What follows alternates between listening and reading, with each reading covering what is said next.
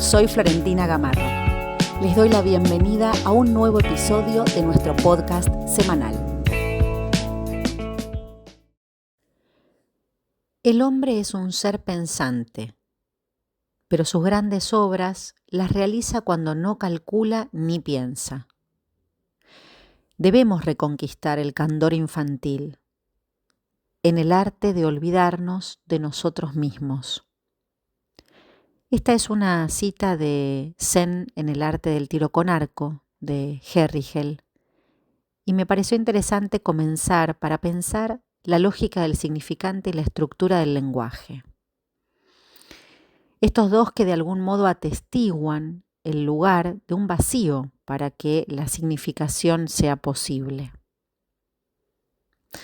Lacan lo fundamenta en el orden de la falta, ¿no? En los términos que se relacionan con la completud, precisamente en su falla, ¿no? La incompletud es aquello que tiene que ver con la falta en ser.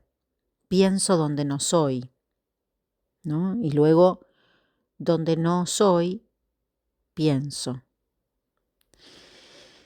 Y esto hace que en todo caso el sujeto quede allí atrapado en esa red de pensamiento, siendo pensado, podríamos decir.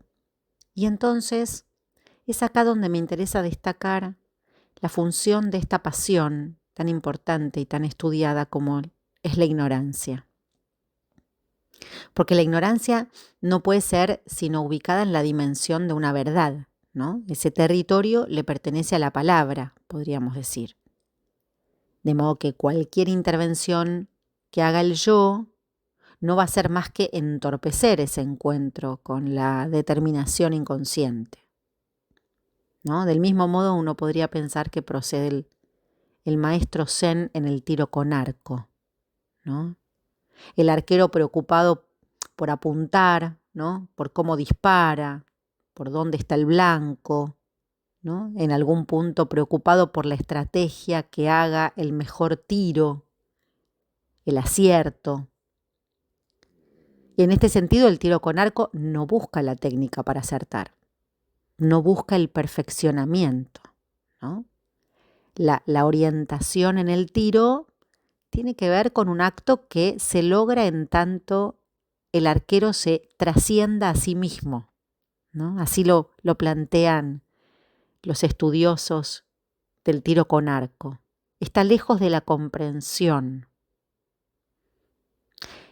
La vía del acierto se alcanza solo cuando se logra ese trascender del sí mismo, ¿no? Entonces se trataría de conducir al ser hacia un blanco, hacia esa falta en ser. Y en esto consiste una enseñanza que no significa, ¿no?, que haya dejado algo de tecnicismo enseñado, sino que lo que resulta de un saber que en realidad surge como barrera al saber, ¿no? Y en este sentido podemos decir que se subvierte la lógica de quien enseña y quien aprende, ¿no? Así como también esto mismo toca en la dimensión del análisis entre el saber y la verdad, ¿no? En la medida en que la verdad no puede ser alcanzada, ¿no? No puede homologarse a la lógica del saber.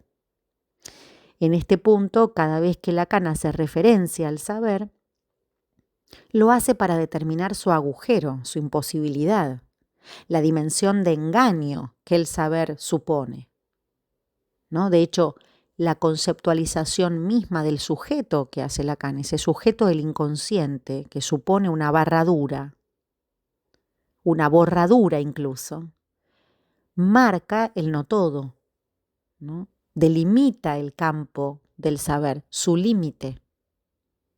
Y ese límite es con la imposibilidad. Es en relación precisamente del saber con la verdad que van a surgir significantes amo, ¿no?, en ese discurso analítico que el analista va a posibilitar solo con su acto, ¿no? Tiene que ver con que el sujeto se abra allí, ¿no? A esa travesía de esos efectos, va a decir Lacan. Entonces la verdad no se presenta sino como un límite al saber.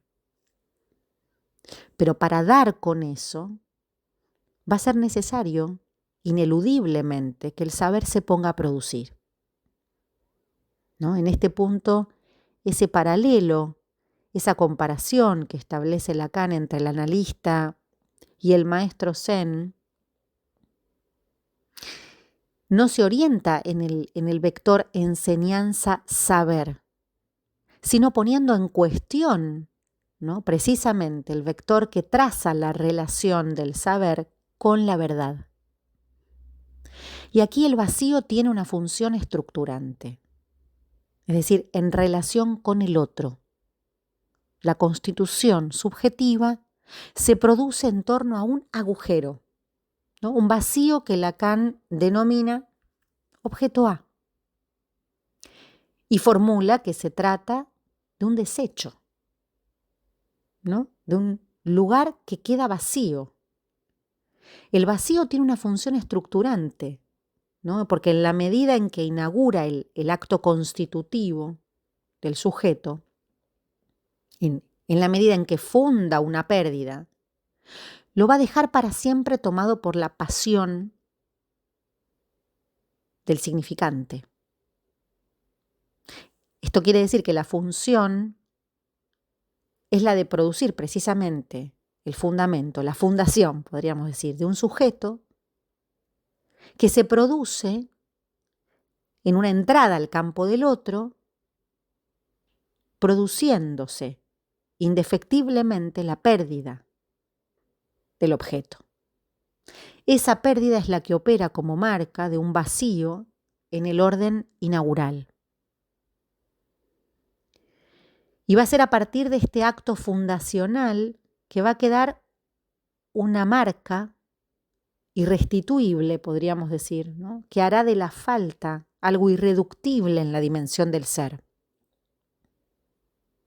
Podríamos pensar que los desarrollos en torno a la angustia han sido formulados por Lacan a partir precisamente de esta función de la falta, ¿no? Él avanza más allá de la angustia de castración freudiana y la relación con el otro, digamos, va a ir a parar tarde o temprano al límite con esta cuestión ligada al saber, ¿no?, con aquello que surge en el lugar donde habita la falta del significante. Ese es el vacío radical, podríamos decir. La falta como operación constitutiva del sujeto deja un vacío, ¿no?, un sentido de una ausencia irreductible que ni el símbolo ni ningún objeto va a poder colmar. Entonces, el vacío, el agujero, la falta constituyen un lugar fecundo para la intervención analítica. El otro, el sentido y el saber van a encontrar un límite. Y ese límite está relacionado con un punto donde la verdad no puede ser completa, ¿no? Entonces, más allá de ese inconsciente significantizado, la verdad equivoca. A partir de los años 70, Lacan establece otra perspectiva para pensar la cuestión del sentido y lo real, ¿no? Porque en la medida en que ubica una relación heterogénea entre ambos términos, va a ser que, por ejemplo, sea a partir de la poética china que encuentra el soporte teórico fundamental para referirse a la función de la letra, ¿no?, la letra y la escritura. Muchas veces mencionamos que el referente de estos desarrollos fue François Cheng. Y los desarrollos de Lacan a la altura del Seminario 24, podríamos decir que se relacionan un poco con esto, ¿no?, porque se trata de un más allá del inconsciente estructurado como un lenguaje, ¿no?, más allá de la elaboración del saber inconsciente y de la lógica de la articulación significante. Y entonces traduce lo inconsciente por la homofonía de las palabras, ¿no?, que en alemán y en francés también suenan como la una equivocación. Y es sabido que desde los comienzos Lacan consideraba la falta como la imposibilidad del significante, ¿no? Quizás esto se formula de otro modo, pero diría que es un invariante, porque desde los comienzos Lacan ubica la imposibilidad del significante, destacando la falta simbólica, ¿no? Como aquello que en el otro el sujeto no encuentra, la falta en ser, ¿no? Y a esta altura, digamos, bueno, todo lo que tiene que ver con el sujeto atravesado por la barra, que indica la incompletud estructural, alude a una falla simbólica o a una falta simbólica inaugural. Pero va a ser a partir de la diferenciación entre letra y significante que Lacan va a producir un viraje de la lingüística a la poética, por ejemplo. Y es ahí donde se acerca a la poética china y encuentra algo que le interesa, un basamento. Su interés radicaba en establecer de qué manera el vacío es lo que media entre lo simbólico y lo imaginario. Y ahí encuentra la función de la letra precisamente en esa introducción de a lo real. Y se ocupa de esa distinción. Entonces, el pivote, el giro del sentido al sinsentido, marca una época en la que la metáfora no alude al saber ni al sentido, sino al valor que adquiere como conjunción, haciendo de la letra aquello que produce un resto a la operatoria significante. De modo que Lacan va a decir que la barra es precisamente el punto donde en todo uso del lenguaje existe la oportunidad de que se produzca lo escrito, ¿no? Destacando la función de lo escrito en tanto localiza lo real. Entonces, acá ya entramos en la dimensión de la letra, ¿no? En tanto opera como reducción, como vaciamiento. Se trata de socavar al significante, en el punto en el que lo vacía de su sentido, y allí encontramos esa dimensión de real. La letra opera como extracción. Y es esto lo que se encuentra en una de las principales características de la escritura poética china, ¿no? Es ese efecto de estallido, de reducción, de socavamiento. Hay proposiciones, verbos, conjunciones, sustantivos. Todo se pone en juego en una producción enigmática. Entonces, de lo que se trata es de producir un estallido del lenguaje. Situar la dimensión de la función del vacío. En este punto, la poesía se funda sobre la ambigüedad, ¿no? Está calificada por esa vertiente del doble sentido. Y de este modo se establece un nuevo uso de la palabra. Y de este modo se reorienta la función de la interpretación, ¿no? Porque es precisamente a la deriva donde está lo verdadero.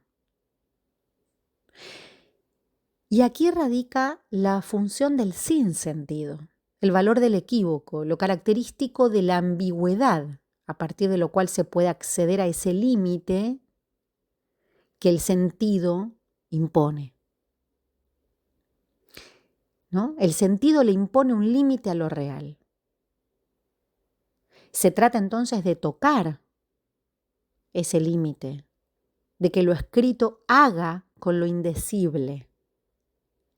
Y de este modo podemos decir que Lacan recurre a la noción de vacío, tal como desde el Tao alcanza su valor mediador, refiriéndose a la creación y al producto, y entonces introduce un efecto de invención. El vacío opera en la discontinuidad y de este modo evoca al goce al mismo tiempo que teje otra trama. El vacío marca, erosiona, como decíamos, ¿no? Agujerea, pero vuelve fecundo lo que se destaca como un aliento causal, ¿no? Conmoviendo lo fijo. Estos desarrollos comienzan fundamentalmente a partir del seminario 18, donde Lacan se va a ocupar de la letra y específicamente de la letra china, y va a plantear la escritura como modo de cernir lo real, ¿no? Y ahí es donde va a empezar a situar la diferencia entre la letra, situada del lado de lo real, podríamos decir, y el significante como aquello que es del orden del semblante. Para decir que lo que se escribe finalmente remite al goce. Y la escritura se produce a partir de ese espacio vacío. Entonces, quiero terminar con una cita que la podemos encontrar en el seminario 24, donde Lacan dice lo siguiente: si ustedes son psicoanalistas, verán que es el forzamiento por donde un psicoanalista puede hacer sonar otra cosa que el sentido. El sentido es lo que resuena con la ayuda del significante. Pero lo que resuena, eso no llega lejos, es más bien flojo. El sentido, eso tapona.